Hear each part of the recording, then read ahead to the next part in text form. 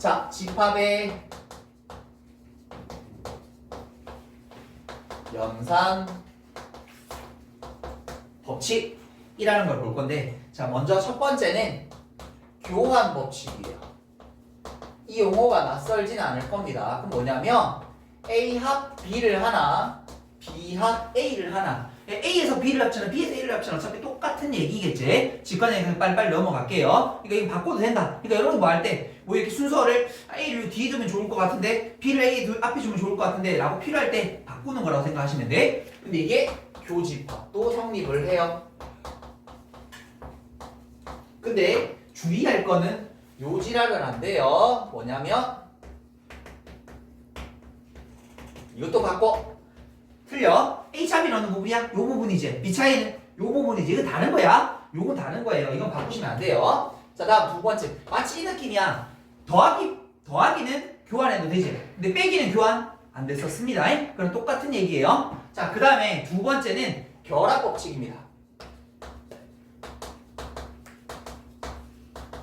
자, 요렇게 세 개를 연산하는데 순서야. 앞에 거 두 개를 먼저 연산하고 뒤에 걸 하나, 뒤에 걸 연산하고 앞에 걸 하나, 상관없다. 교집합도 똑같습니다.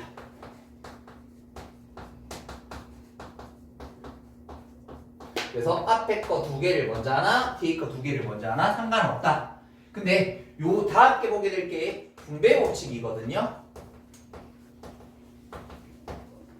둘 다가 갈로가 들어져 있는데 학생들이 은근히 요걸 헷갈려하는 경우가 있어서 구분하는 방법 설명드릴게요. 결합 법칙을 언제 쓰는 거냐라고 하면 그 세 개가 같은 연산인데 같은 연산에 갈로가 있을 때 필요에 의해서 순서를 바꿔도 된다는 얘기야. 됐지? 같은 연산 합, 교교 이렇게. 근데 분배 법칙은 다른 연산이에요.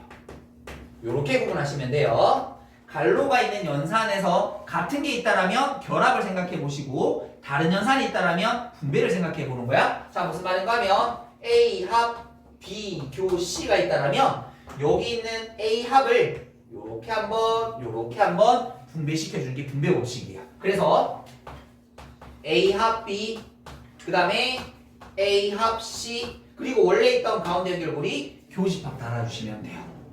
됐죠? 그러니까 이건 뭐예요? 합집합, 교집합이라는 갈로가 있는데 다른 연산이 있을 때는 분배, 같은 연산이 있을 때는 결합의 느낌으로 가시면 된다. 됐나요? 자, 그 다음에 네 번째. 여기까지는 요거 다 들어보셨을 거고 네 번째는 처음 들어보는 말일 건데 드모르간 법칙이라는 게 있어요. 수학자 이름입니다. 대충 사람 이름이야. 드모르간 법칙. 드모르간 법칙은 뭐냐면 여집합일 때 굉장히 좋은 기호인데 자, 집합을 연산한 녀석에 대한 여집합인 거야. 그러면 어떤 느낌이냐면 요 여집합을 한 번씩 다 집어넣을 수 있다라고 생각하시면 돼요. 이렇게. 그러면 반대로 바뀐다고 생각하면 돼. 바뀌는 거 반대. A의 반대는 A 여집합, B의 반대는 B 여집합. 근데 쌤이 아까 얘기했거든. 합집합의 반대는 뭐라고 생각하라고 했지? 교집합. 그래서 얘는 교집합으로 바뀌어. 이렇게. 이게 드모르간 법칙이야. 가령 예를 들어서 자 이제 시험에 나올 만한 거 A 차 B에 대한 여집합이 이렇게 나왔어. 그럼 이걸 봐. A 교 B 여집합으로 일단 먼저 바꾸어야 돼. 차집합의 반대는 없어. 그러면 분배할게. A의 여집합 교집합이니까 합집합 됐나? 그러고 나면 B의 여집합이니까 B 얘를 간단하면 이렇게 바뀌어. 그러면서 뭐 갈로 있고 분배하고 뭐 생시를 할 거야. 됐지? 그런데 드모르간은 중요한 게 얘들아 결국 모든 드모는 똑같은 얘기인데 드모는 좌변에서 우변으로 넘어갈 수도 있어야 되지만 우변에서 좌변으로도 넘어갈 수 있어야 됩니다. 이걸 다시 묶어내기를 할 수 있어야 된다고. 얘들아 말이 이거를 요렇게 갈 수도 있어야 돼. 됐죠? 여집합 묶어내기 여집합 묶어내기 그럼 가운데 있는 거 반대로 바꿔주면서 다시 갈로로 묶어내는 것도 하실 수 있어야 돼요. 됐나요? 요 드모르간 법칙 꽤나 중요합니다. 됐죠? 자, 그러면 이걸 가지고 실제로 문제 푸는 걸 한번 맞닥뜨려 보도록 할게요. 자, 먼저 필수 예제 6번 같이 한번 해보도록 하겠습니다. 자, A 차 B 합집합 그 다음에 A 차 C와 항상 같은 것이라고 이렇게 주어져 있거든. 됐죠? 뭐 이거를 바로 하셔도 돼, 색칠해서 하셔도 되지만 요 정도 바로 우리 연습하고 계속 이거 해야 된다고 얘기했어. 이거 연습해볼게. 가자. 바꿀 수 있는 건 뭐야? A교 B에 대한 여집합. 그럼 얘들아 A교 C에 대한 여집합 되는 거지. 아까 방금 얘기했지만 얘들아 모든 부호는 뭐라고? 왼쪽에서 오른쪽, 오른쪽에서 왼쪽 똑같아. 이것도 이렇게 갈 수 있어야 돼. 이것도 이렇게 갈 수 있어야 돼. 분배법칙 반대. 왜? 우리 공통인수 묶어내는 느낌? A합, A합. 똑같은 게 있으면 다시 반대로 묶어내기도 가능해져. 그럼 얘들아 봐라. 여기 지금 보니까 앞에도 A합, 뒤에도 A합. 아, 묶어낼 수 있는 거구나. A합이라는 의미야. A 교집합을 묶어낼 수 있겠구나. 그러면 앞에는 B의 여집합이 남아있고 뒤에는 C의 여집합이 남아져 있고 그 다음에 가운데 연결고리 합집합 그대로 집어넣어 주시면 돼. 여기까지 됐니? 근데 여기 보니까 이게 없거든. 이게 없거든 보기. 그럼 또 정리해야지. 다음에 또 해보자. 뭐 할 수 있을까? 그럼 여기 거를 묶어내기 해볼게. 아까 얘기했던 드모르간 반대. 너 반대로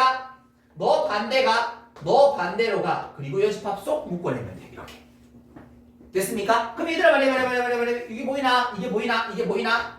뿔따구 C 아이가? 뿔따구 C는 뭐라고? 차집합. 뿔따구 C는 차집합. 그래서 뭐 하면 돼? 앞에서 뒤에 거 빼주시면 돼요. 그래서 요거는 아마 정답지에 있을 것 같아요. 4번 요렇게. 이해되셨습니까? 됐죠? 자, 뒤로 또 넘겨서 한 번 더 연습해 보도록 할게요.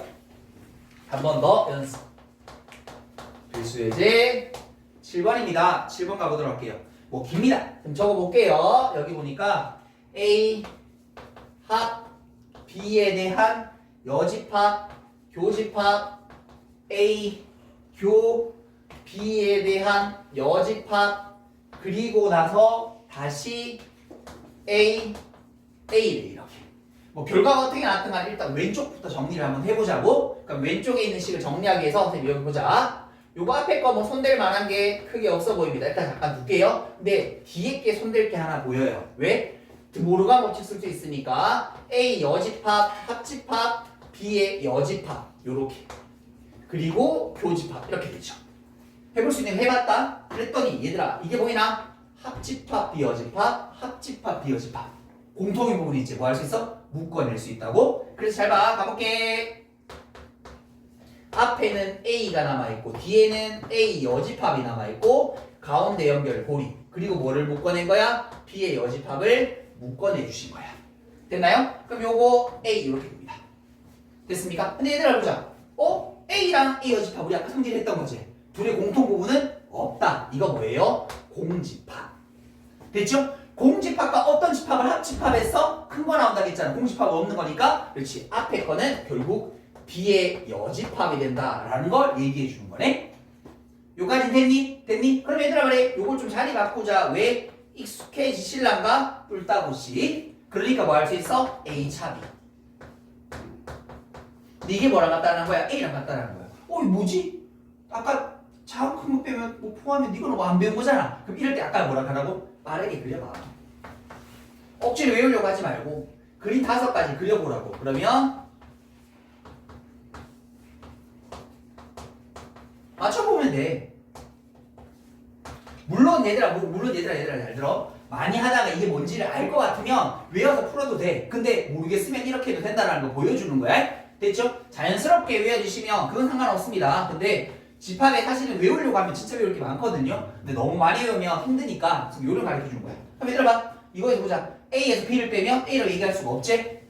A에서 B를 빼보고 나면 A밖에 안 남네? 결국 이게 서로 소야. 이것도 해볼게. A에서 B를 쏙 빼고 나면 공집합. A에서 B를 빼고 나면 아무것도 없어지게 되죠. 공집합. A 안에서 B를 빼면 요만큼이 남습니다. A라고 얘기할 수가 없죠. 그러니까 어디 될 수 있는 거? 요것밖에 없어. 그래서 이 관계는 무슨 얘기를 하는 거야? A 교 B가 공집합이 되는 서로를 얘기해 주는 거야.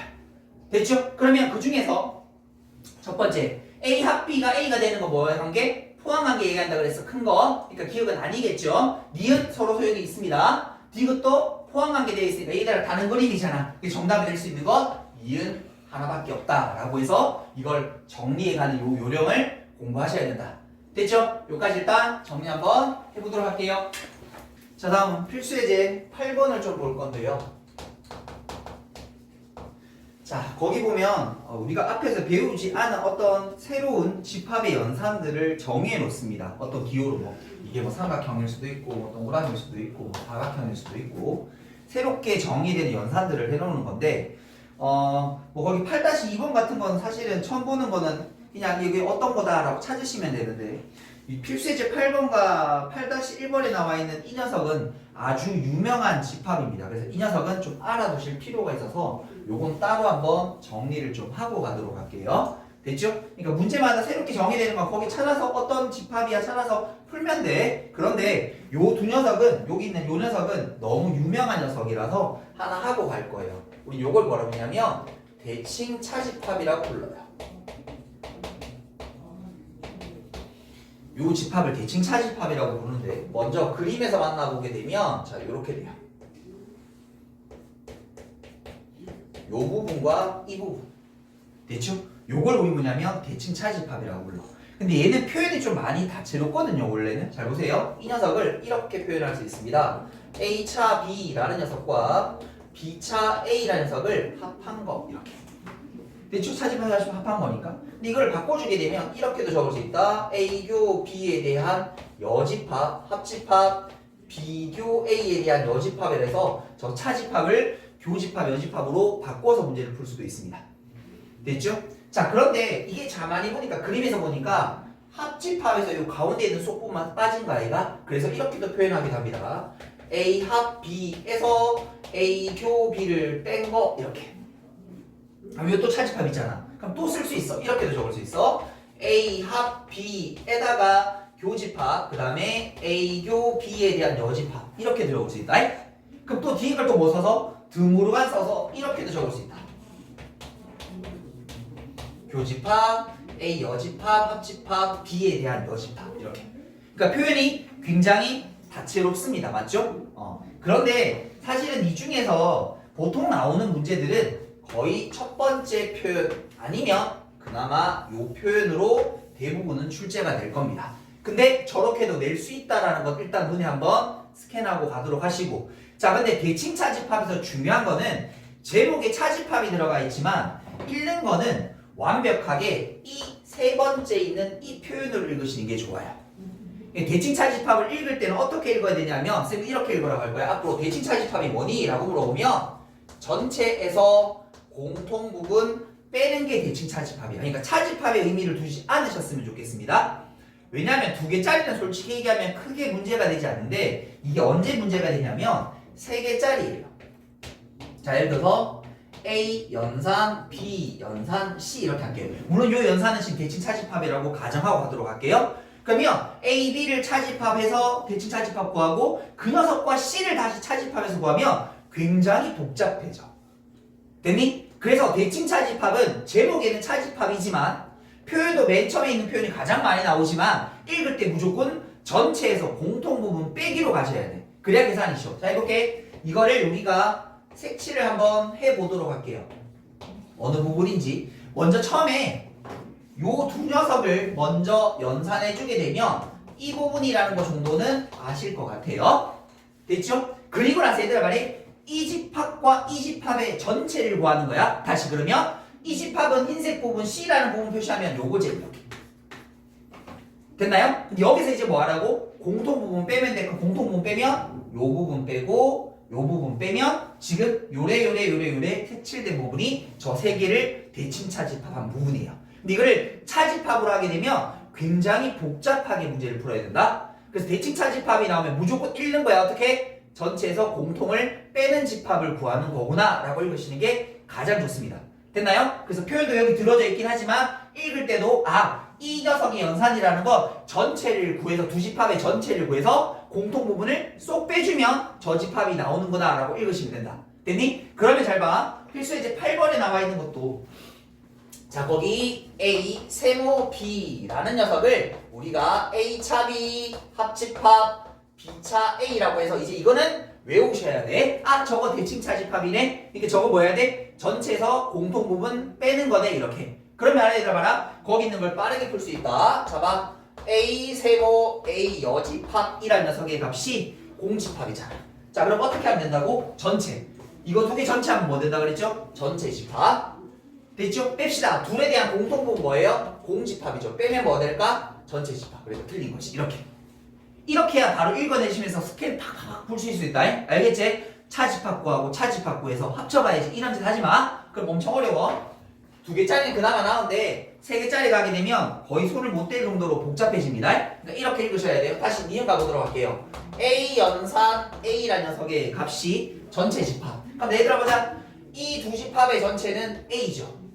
이 두 집합의 공통부분도 A죠. 그럼 빼면 뭐 될까? 공집합. 그러니까 얘도 틀린 거야. 요렇게 읽으시는 거야. 다시 디귿보기 가보도록 할게요. 디귿보기 보시게 되면 전체 집합과 공집합을 연산하니까 전체 집합 몇일까? 이렇게 물어본 거야. 둘의 전체는 얼마야? 전체 집합. 둘의 공통부분 얼마야? 공집합. 그럼 2개를 빼면 그렇지 전체 집합이겠지. 이렇게 문제를 푸셔야 된다고. 됐죠? 제목에는 차집합이지만 차집합 기호가 들어있지만 차집합을 읽지 말자고. 대칭 차집합은 전체에서 공통부분 빼는 집합. 이렇게 읽으시기 좋다. 됐습니까? 자, 뒤로 또 넘어가 보도록 하겠습니다. 그 다음에는 필수예제 9번이 나오는데요. 자, 요것도 내용을 조금 하고 가도록 할게요. 거기 배수의 집합만 있지만 배수의 약수가 똑같은데요. 잘 보세요.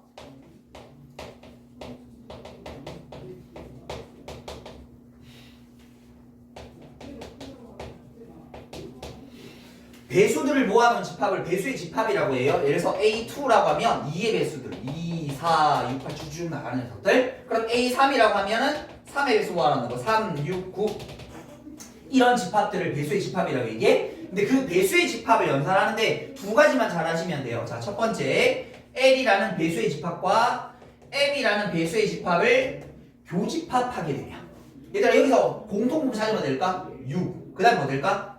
12. 그 다음에는 쭉쭉 뭐 나오겠죠. 그게 뭐예요? 2와 3의 공배수들 모아놓는 거야. 맞지? 배수랑 배수에 겹쳐지는 부분이니까 우리 그걸 다른 말로 공배수라 얘기하잖아. 그래서 여기 들어갈 자리는 뭐냐면 A라는 녀석에다가 L과 M의 공배수들을 모아놓으시면 교집합이 돼요.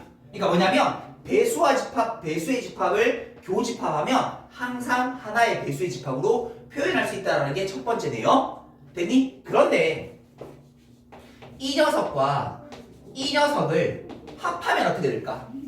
재영이가 워크북을 안 들고 와서 그런데 시험을 저도 괜찮을까요? 일단 월요일 건 주시고요. 아, 저걸 안 들어오면 뒤에 건 값 시험 못 치네. 일단 안 되면 개념편 뒤에 거 쫙 한번 풀기라도 해주세요. 네네.